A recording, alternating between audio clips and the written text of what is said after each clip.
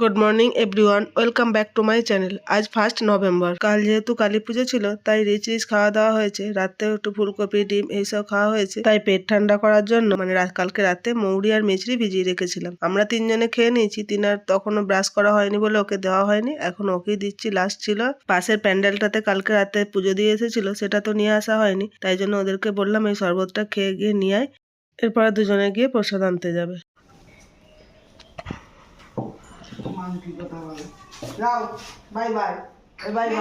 সকালের কাজ কমপ্লিট করতে করতে অনেকটাই দেরি হয়ে গেছে। সকালে টিফিনও করা হয়নি, তাই এখন চারজনেরই একবারে মুড়ি নিয়ে নিচ্ছি। মুড়ি খেয়ে নেবো চারজনে। আর এদিকে রান্নাও চলছে। দিব্যেন্দু অফিস আছে, তো সেই জন্য অফিসে যাবে, ওর জন্য রান্নাও চলছে। আর আমাদের এখানে মুড়ি খাওয়া হবে। আলু আর তেলে ভাজা করছি, একসাথে মেখে নিয়ে ওটা দিয়ে মুড়ি খাওয়া হবে। এরপরে আর ভিডিওটা কন্টিনিউ করিনি। আজকে 3রা নভেম্বর। 2 সপ্তাহ পরে আবার এই গাছটায় 4টে ফুল একসাথে ফুটেছে।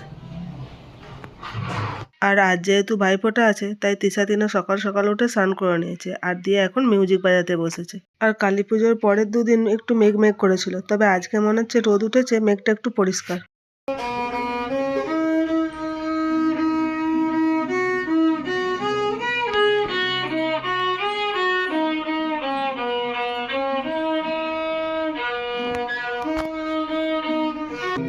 আজ অনেক কাজ আছে। এই যে 2 বালতি এখানে জামা কাপড় ভেজানো আছে, এগুলো কাচতে হবে। এই পাখাগুলো প্রচুর নোংরা হয়েছে, এটাই বোঝা যাচ্ছে না।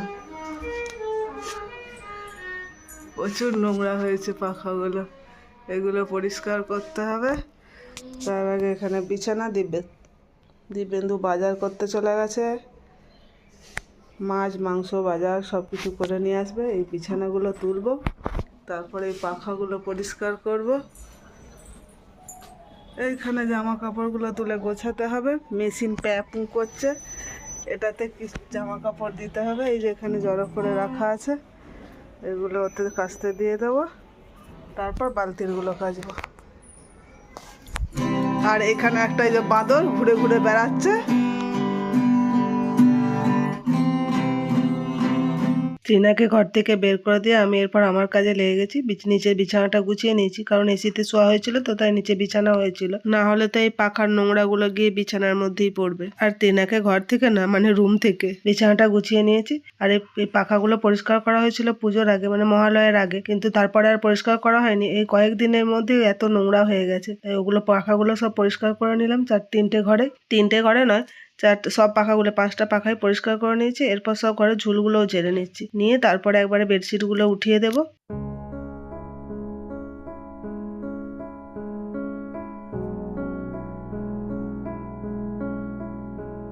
আমাকে ঝুল ঝাড়তে দেখে তিনা লাফাতে লাফাতে চলে এসছে। ওই যে ওর খাটের মাথার দিকে ঠাকুর রাখা আছে না, রাধা আর কৃষ্ণের, তার উপর যদি আমি ঝাঁটা বুলিয়ে দিই, সেই জন্য ওইদিকে চলে এসছে দৌড়াতে দৌড়াতে। ওই যে হাত দিয়ে হাগলে রাখছি, যাতে না আমি ওখানে ঝাঁটা ঠেকাতে পারি। এর জন্য আমি ওদেরকে বলছিলাম, এত যদি সমস্যা, আমি ঝুল ঝাড়লে ঘর পরিষ্কার করলে, তাহলে তো নিজেরা পরিষ্কার করলে রাখলে পারিস। অ্যাটলিস্ট নিজেদের রুমটা তো কর, তাহলে তো আমার আর এইসব কাজগুলো করতে হয় না, আমার একটু সময় বাঁচে।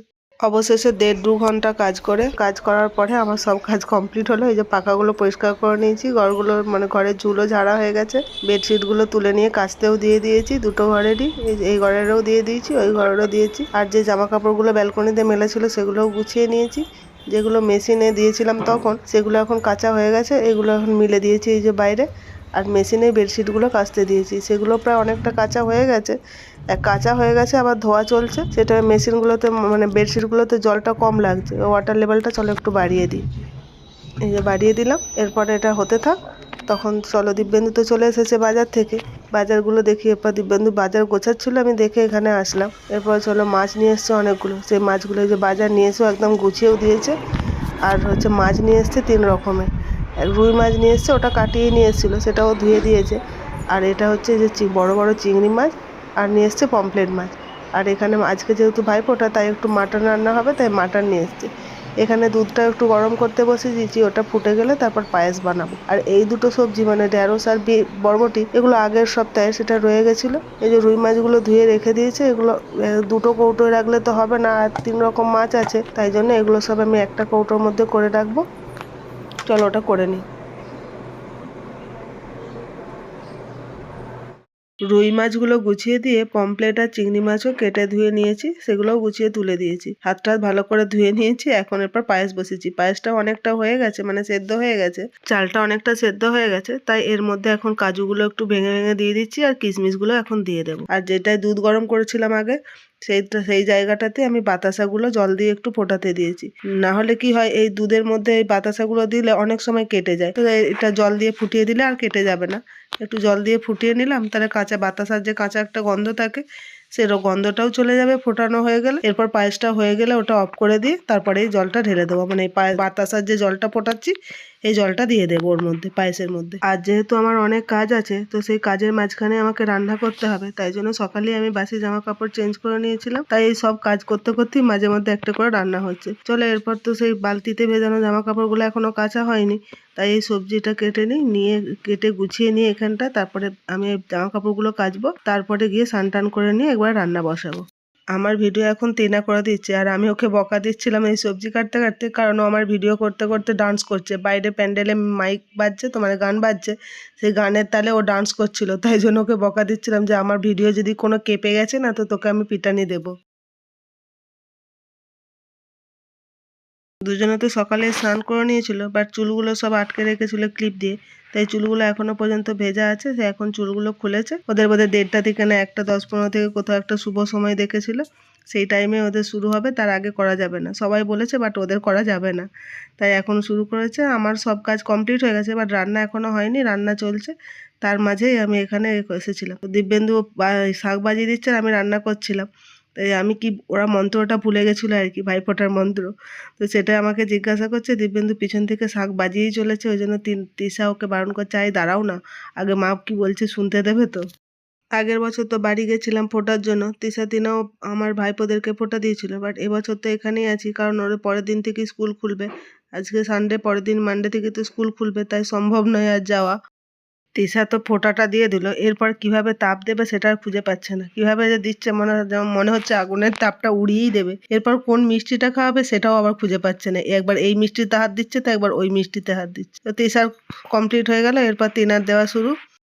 আর বাড়ি গিয়েই বা কি করবো, কারণ কোনো দাদাও বাড়িতে নেই, আর আমার ভাইও নেই। ভাইও আছে বাইরে, তাহলে কাকেই বা আমি ফোঁটা দিতে যাব, সেই জন্যই আরোই যাইনি।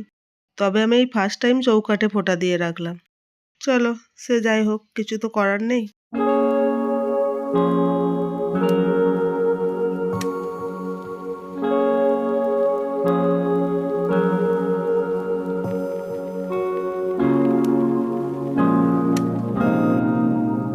রান্নাবান্না সব কমপ্লিট হয়ে গেছে, প্রায় 2টো বেজেও গেছে আমার রান্না কমপ্লিট করে খেতে বসতে বসতে। তিশা কালকে পোলাও আনা হয়েছিল, সেটাই ছিল, সেটা তিশা খেয়েছে। এরপরের জন্য অল্প করে একটু ভাত দিলাম, যে এরপর ভাতটা তো খা। আমি যদিও বেশি কিছু রান্না করিনি, ঢেঁড়স আলু ভাজা, পালং শাকের তরকারি, কচু দিয়ে, আর হচ্ছে মাংস।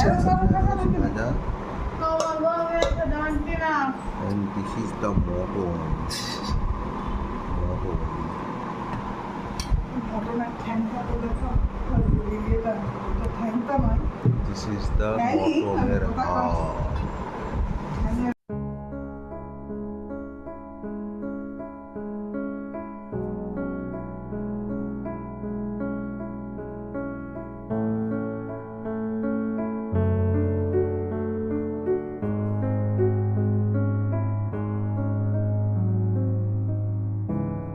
আমার ভিডিও তোমাদের কেমন লাগে সেটা কমেন্ট করে জানিও। যদি ভালো লেগে থাকে তাহলে একটা লাইক করে দিও ও শেয়ার করে দিও, আর আমার চ্যানেলটাকে সাবস্ক্রাইব করে নিও প্লিজ।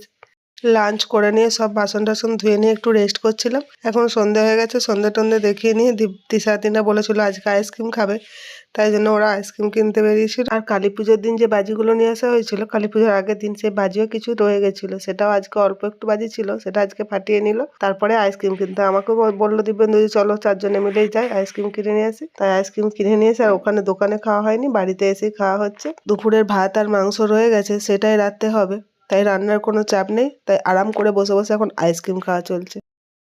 ভিডিওটা তাহলে এই পর্যন্ত, দেখা হবে নেক্সট ব্লগে। ভালো থেকো সকলে, টাটা।